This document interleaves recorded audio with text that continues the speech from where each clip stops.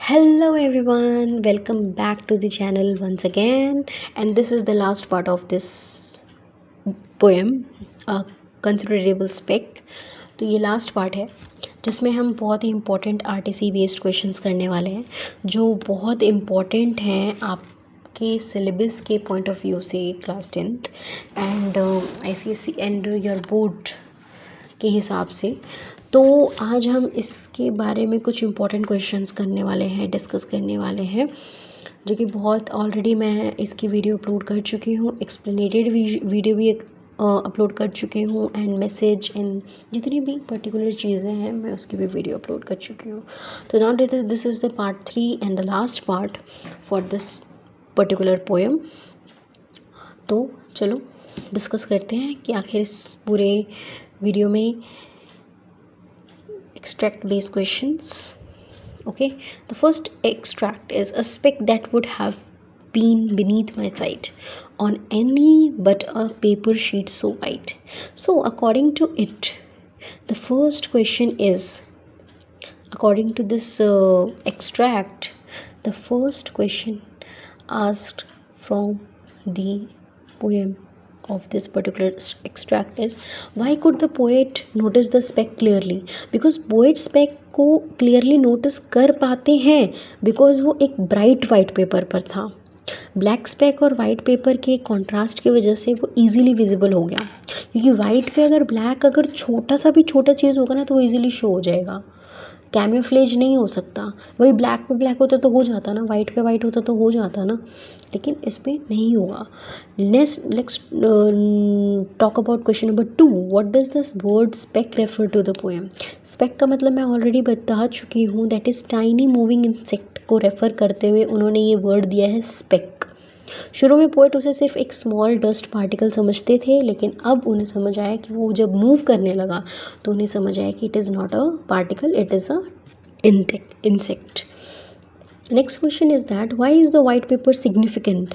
White paper क्यों important है? क्योंकि वो टाइनी इंसेक्ट उसे हाईलाइट करता है। It symbolises purity and creativity, so that's why it is important for that. Now next question is, how does the poet create curiosity? Because poet एक mysterious tiny speck introduce करते हैं, readers curious हो जाते हैं कि ये dust है, ink है या कोई लिविंग क्रिएचर है। ठीक है, तो इसीलिए ये क्यूरियोसिटी क्रिएट करता है कि आखिर ये था क्या। लेकिन जब हम पोएम को पूरा पढ़ते हैं डीपली तो हमें समझ आता है कि ये एक प्रॉपर एक इंसेक्ट था जो मूव करने के बाद हमें पता चलता है। नहीं तो हमें भी अर्लियर यही लग रहा था ना कि एक पर्टिकुलर डस्ट है या कोई ऐसा पार्टिकल है, लेकिन ऐसा नहीं था। ठीक है, last question is, what do these lines reveal about the poet? ये लाइन्स पोएट की शार्प ऑब्जर्वेशन पावर को शो करती हैं। पोएट इवन स्मॉलेस्ट डिटेल्स को भी केयरफुली नोटिस करते हैं। ये रिवील करती है कि छोटी से छोटी बारीक चीज़ों को भी पोएट ने ऑब्ज़र्व किया है। सो अब चलिए मूव करते हैं सेकेंड एक्सट्रैक्ट की तरफ, जहाँ पोएट का एटीट्यूड कम्प्लीटली चेंज होने लगता है। तो सेकेंड एक्सट्रैक्ट है, I had a mind to stop it by a blow from off the paper to where it should go. This is the extract 2. Now here question number 1 is that what did the poet initially decide to do? Initially poet ने ये decide किया कि वो insect को एक blow से paper से हटा देंगे या crush कर देंगे। उन्होंने ये चीज़ decide की थी, पर ऐसा हुआ नहीं। फिर हुआ क्या था? आप लोगों ने ऑलरेडी पोएम अगर पढ़ी होगी तो आपको लोगों को पता होगा। Why did the poet want to remove the speck? Because पहले उन्हें लगा कि ये कोई अनवांटेड मार्क है जो उनके राइटिंग वर्क को डिस्टर्ब कर रहा है, इसलिए वो चाहते थे कि किसी भी तरीके से ये जो स्पेक है वो रिमूव हो जाए, क्योंकि उन्हें तब तक नहीं पता था it is a insect. What does the reaction reveal about human nature? ये रिएक्शन शो करता है कि ह्यूमन्स ऑफन टाइनी लिविंग बिग्स की इम्पोर्टेंस को इग्नोर कर देते हैं और बिना सोचे जज कर लेते हैं। ये रिएक्शन ये रिवील करता है कि ह्यूमंस का नेचर है, हमें आधी अधूरी बात भी पता होती है तो हम एक्शन ले लेते हैं, हम उस चीज़ों पे रिएक्ट कर देते हैं, हम पहले पूरी बात जानते नहीं हैं। क्योंकि उन्होंने भी पहले यही सोचा ना कि मैं फूंक मार के उड़ा देता हूँ, मार दूंगा, मैं ये कर दूंगा, तब तक जब तक वो मूव नहीं करने लगा। तो उन्होंने भी तो पहले जज कर लिया ना कि अरे कोई पार्टिकल है, इसको मैं फूंक मार के उड़ा देता हूँ या हटा देता हूँ, रब कर देता हूँ, ठीक है। तो ह्यूमन नेचर है ये। How does the poet attitude later change? बाद में पोइट का एटीट्यूड ऐसे चेंज हुआ कि उन्होंने रियलाइज़ किया कि जो ये इंसेक्ट है वो अलाइव है और इंटेलिजेंटली रिएक्ट कर रहा है, इसीलिए वो उसकी लाइफ और इंटेलिजेंस को रिस्पेक्ट करने लगते हैं, ठीक है। तो उन्हें बाद में ये चीज़ रियलाइजेशन होती है।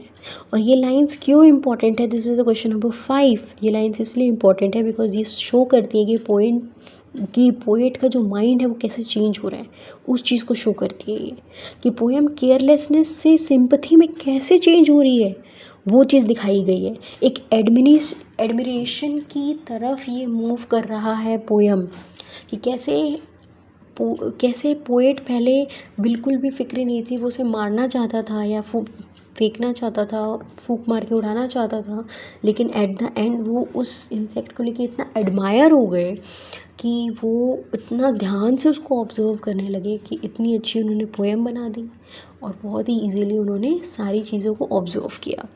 So this is all about the extract based questions. I have already discussed only the two, but the rest of the 3 and 4 questions is in the PDF already, which I have already shared on the Telegram.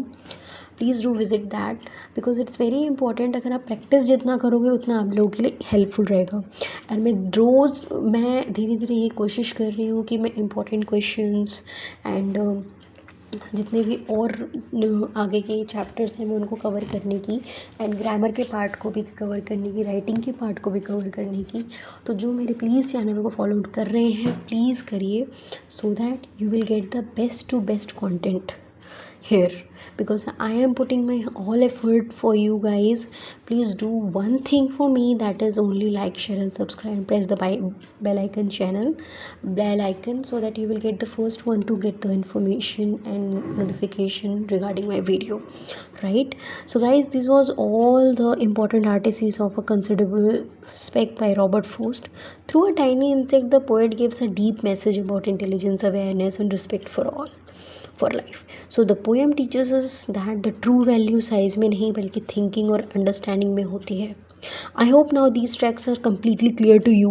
I don't think so till now you guys have any doubt.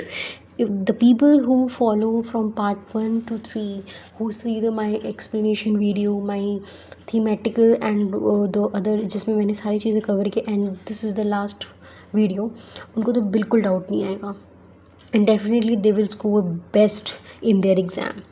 So please watch all the videos till the end. Please do like it, share with your friends so that they will also get help from the video, and please do like, share and subscribe to my channel. Thank you very much, and do visit on the Telegram and download the PDF and start studying, because study is very important. At end of the moment you can't do anything, you will just realize that मैंने पहले क्यों नहीं पढ़ा। तो अभी से पढ़ना शुरू कर दो। Bye bye, take care.